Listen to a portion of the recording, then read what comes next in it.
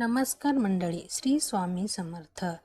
स्वागत आहे तुमचे माझे या यूट्यूब चॅनलमध्ये. आजचा दिवस तुम्हाला खूप छान सुखाच्या आनंदाच्या जावो हीच मी स्वामींच्या चरणी प्रार्थने करते आणि आज या नवीन व्हिडिओला सुरुवात करते. मंडळी, येत्या 5 मार्च म्हणजे रविवारी अतिशय पवित्र आणि प्रभावशाली अशी संकष्टी चतुर्थी आलेली आहे. हिंदू धर्मामध्ये चतुर्थी तिथीला खूप विशेष महत्त्व दिलं जातं आणि ही तिथी पूर्णपणे गणपती बाप्पांना समर्पित मानली जातं. प्रत्येक महिन्यात कृष्ण पक्षातली चतुर्थीला संकष्टी चतुर्थी साजरी केलं जातं आणि प्रत्येक महिन्यातली चतुर्थीला नाव वेगळे असतात. यावेळी येणारी ही चतुर्थी म्हणजे बालचंद्र संकष्टी चतुर्थी म्हणून ओळखली जातं. चैत्र महिन्यातल्या येणारी ही चतुर्थी अत्यंत शुभ आणि फलदायी मानलं जातं. यामुळे या दिवशी केलेली खूप जप आणि सेवा याचा परिणाम खूप लवकर आणि प्रभावीशाली दिसून येत असं अनेकांचा मनोभाव आहे. या दिवशी गणपती बाप्पांना मनापासून पूजा केली तर आयुष्यातल्या अनेक अडचणी, विघ्न, संकष्ट हळूहळू दूर होऊ लागतात. मनोकामनाही पूर्ण होतात. घरामध्ये सुख, शांती आणि समाधान वाढत असतो. विशेषतः मुलांच्या बाबतीत हा दिवस खूप महत्त्वाचा मानला जातं, कारण गणपती बाप्पा हे बुद्धी, ज्ञान आणि यश देणारे देवता आहेत. यामुळे मुलांच्या अभ्यासात प्रगती हवे, यांचे भविष्य उज्ज्वल हवे आणि योग्य दिशे मिळावे यासाठी या दिवस केलेली उपाय अत्यंत लाभदायक ठरतं. आजच्या या व्हिडिओमध्ये मी तुम्हाला अशी एक अतिशय प्रभावी उपाय सांगणार आहे, जे प्रत्येक आईने आपल्या मुलांसाठी नक्की करावी. हा उपाय इतका सोपी आहे की तुम्ही उपवास केला नाही तरी सहज करू शकता, पण याचा परिणाम मात्र खूप मोठी आणि सकारात्मक असतं. हा उपाय केल्याने मुलांच्या आयुष्यातली अडथळे, विघ्न, अडचणी हळूहळू दूर होतात. अभ्यासात त्यांचं लक्ष वाढतं, करिअरमध्ये प्रगती होऊ लागतो आणि प्रत्येक क्षेत्रामध्ये त्यांना यश मिळायचा मार्ग खुलतात.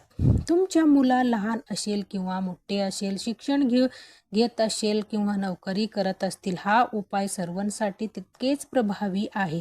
अगदी तुमची मुलं बाहेरगावी राहत असतील तरी सुद्धा हा उपाय तुम्ही करू शकता.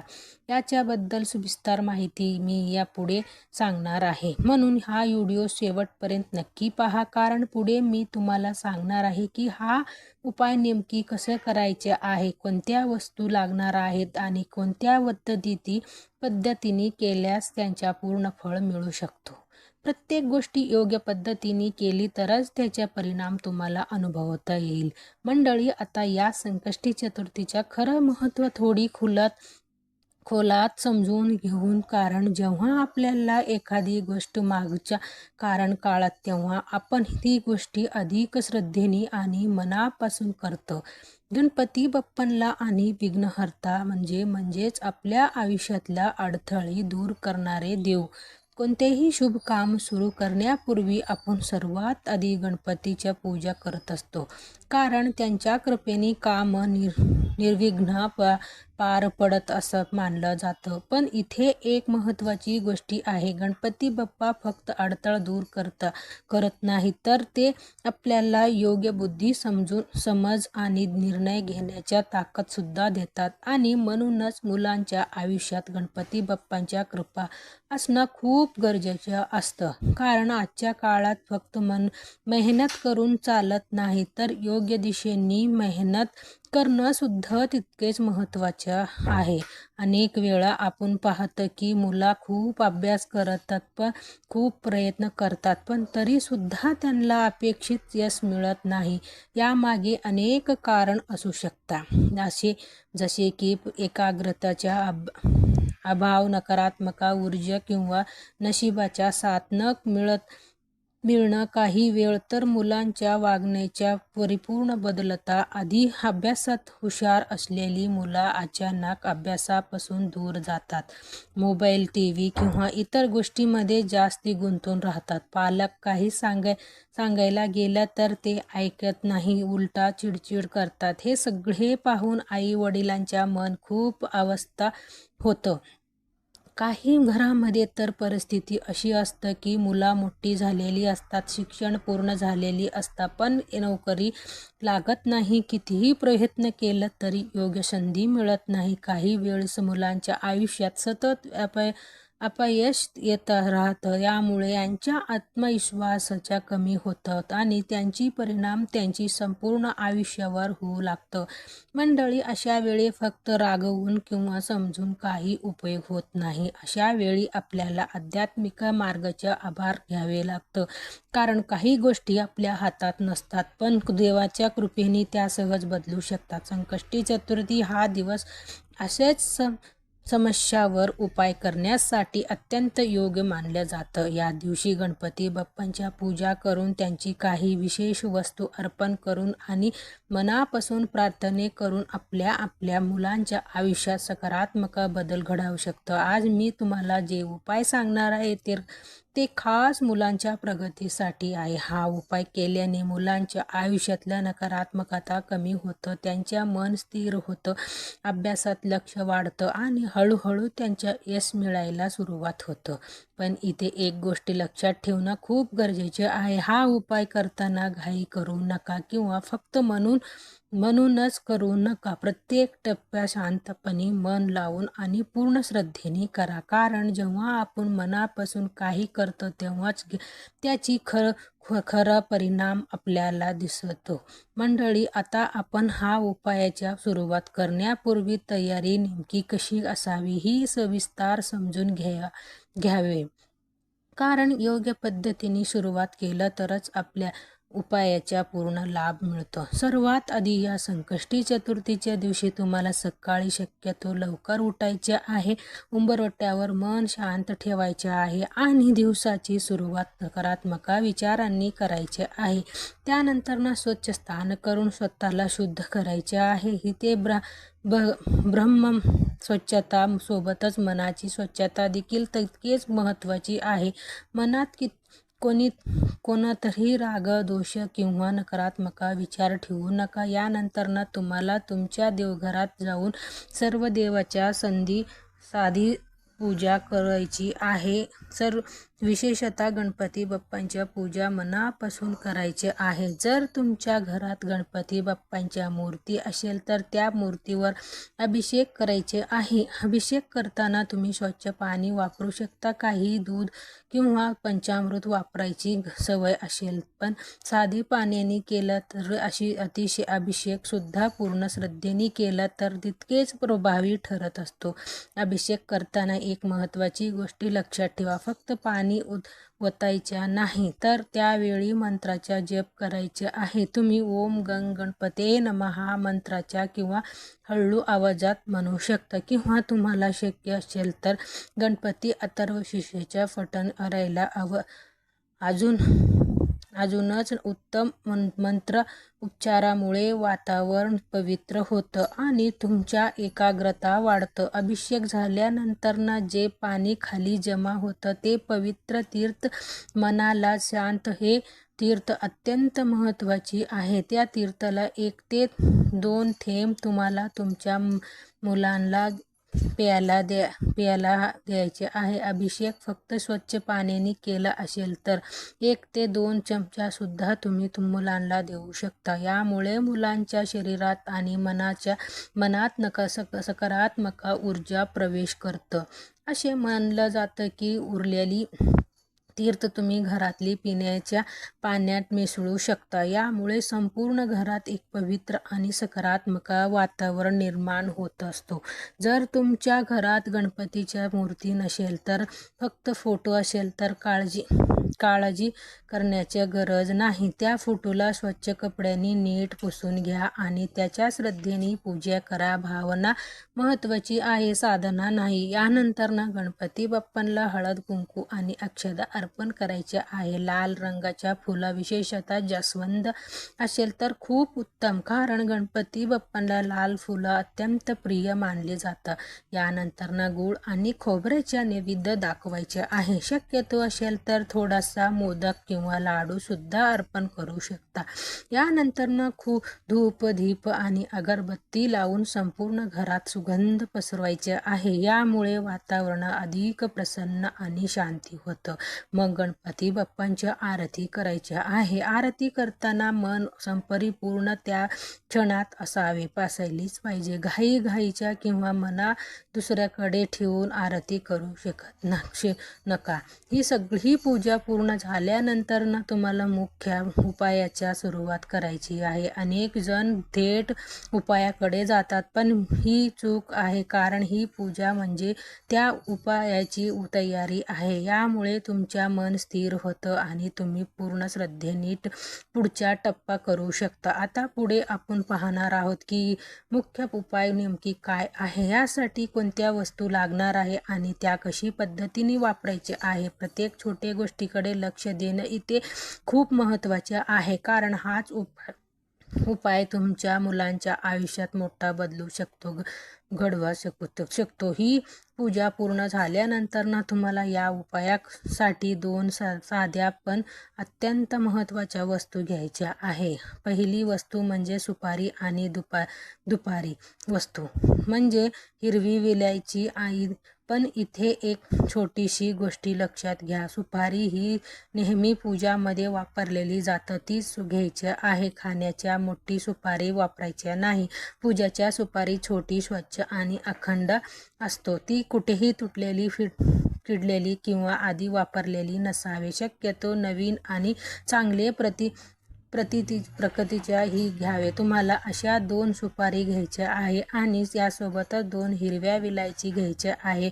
या दोन्ही वस्तू उपयोगी या उपायामध्ये खूप महत्त्वाची आहे, कारण या वस्तूमध्ये सकारात्मक ऊर्जा धारण करण्याची क्षमता असल्यामुळे मनाला जास्ती। आता ह्या वस्तू घेऊन तुम्हाला गणपती बाप्पा समोर शांतपणे बसायचे आहे। बसल्याआधी एक दिवा लावायचा आहे। शक्यतो तुपाचा दिवा असेल तर उत्तम, नाही तर तेलाचा दिवा सुद्धा चालतो। दिवे प्रज्वलित करून आणि प्रकाश म्हणजे सकारात्मक, यामुळे उपाय करताना दिवे लवंग अत्यंत आवश्यक आहे। यानंतर त्या 2 सुपारी आणि 2 विलायची तुम्हाला तुमच्या उजव्या हातामध्ये घ्यायचे आहेत। हाताचा मूठ हलक्या प्रमाणात बंद करायची आहे। आता इथून पुढचा भाग खूप महत्त्वाचा आहे, कारण इथे मंत्रशक्तीचा उपयोग होतो। सर्वप्रथम तुम्हाला गणपती अथर्वशीर्षाच्या एक वेळी पूर्ण पठण करायचे आहे। जर तुम्हाला पूर्ण पाठ नसेल तर शक्य तेवढे मनापासून तुम्हाला प्रयत्न करा। यानंतर ओम गणपते ह्या महामंत्राचा 108 वेळी जप करायचा आहे। जप करताना मन परिपूर्ण गणपती बाप्पावरच केंद्रित ठेवावे।